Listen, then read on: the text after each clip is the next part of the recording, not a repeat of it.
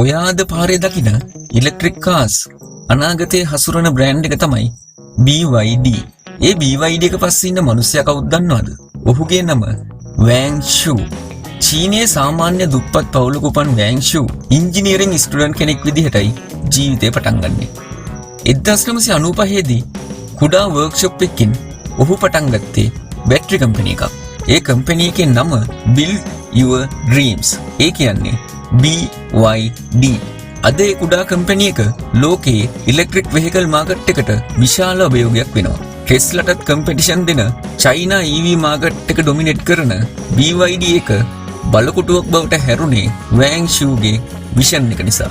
zero වලින් පටන් අරන් බිලියනියර් ලිස්ට් එකේ උඩින්ම ඉන්න මෙයා ක්ලීන් එනර්ජි ෆියුචර් එක බිල්ඩ් කරන අනාගතය වෙනස් කරන නියම ලීඩර් කෙනෙක්. මේක තමයි BYD ස්ටෝරි එක.